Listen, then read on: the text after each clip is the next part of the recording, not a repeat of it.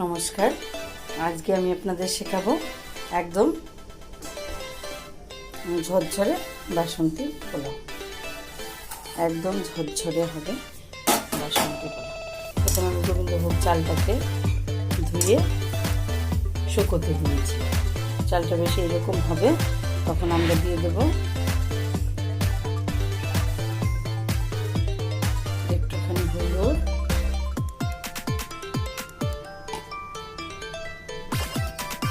আর একটুখানি ঘি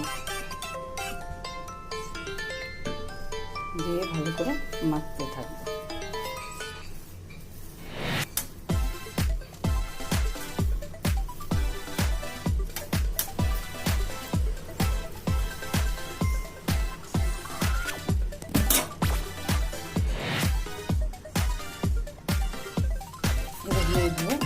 ঘি আর হলুদ দিয়ে প্রথমে আমরা মেখে নেব।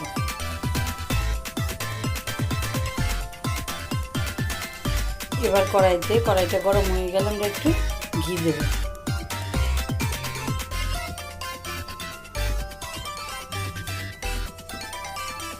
ঘি দিয়েছি, এবার কাজু আর কিশমিশগুলোকে ভাজবো, একটু ভেজে নেব, হালকা করে ভেজে নেব।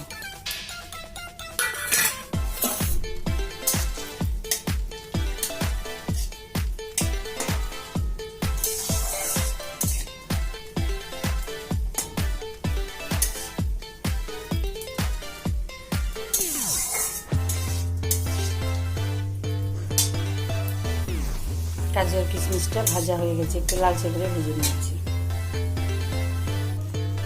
কাজু আর কিশমিশ ভাজার পর আর একটু আমি কড়াইতে ঘি দিয়ে দেবো।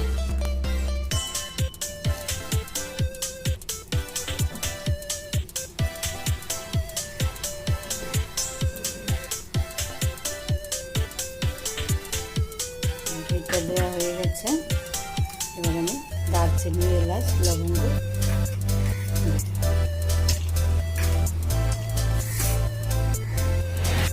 দিয়ে বেশ একটু নাড়াচাড়া করে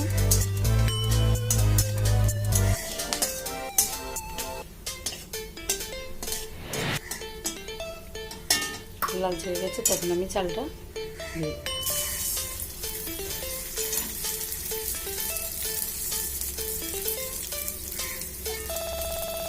এই টাইমটা আপনারা একটু গ্যাসটা কম করে রাখবেন, কারণ গ্যাসটা বেশি যেন আঁচটা বেশি যেন না হয়।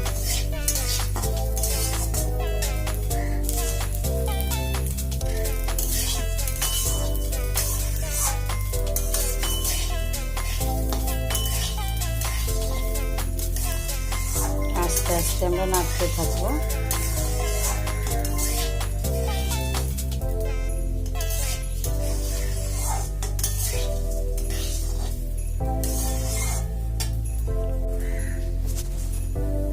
এবার দেখুন আমি চিনিটাও দিয়ে দিচ্ছি। মিষ্টির পরিমাণটা একটু যেন বেশি হয়।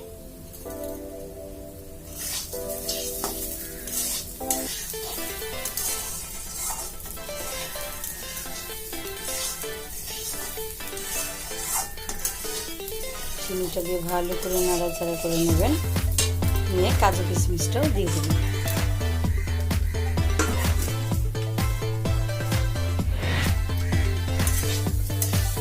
একদম ঘরোয়া পদ্ধতিতে দেখানো হচ্ছে, আপনারা এইভাবে রেসিপিটা একবার করে দেখুন। এবার আমি জল দিই। জলের পরিমাণটা যেন বেশি না হয়।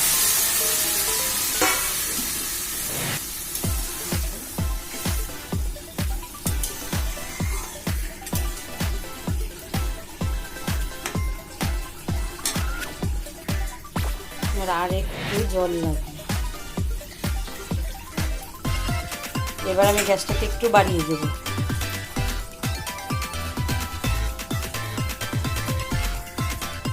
এবার আস্তে আস্তে ফুটছে। এখন আমি গ্যাসটা আবার কমিয়ে দিয়ে কিছু দিয়ে ঢাকনা দিয়ে দেবো। এবার দেখুন আমি ঢাকনা দিয়ে 5 মিনিট রাখবো। আমি 5 মিনিট পর এবার ঢাকাটা তুলব। দেখুন রেডি। বাসন্তী পোলাও। এবার আপনি চাইলে একটু উপর দিয়ে ঘি ছড়িয়ে দিতে পারেন। একদম ঝুরঝুরে বাসন্তী পোলাও, কোনো ঝামেলা ছাড়া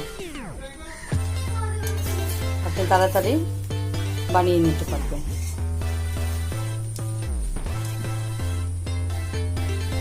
আমি একটু উপর দিয়ে ঘি ছড়িয়ে দেব।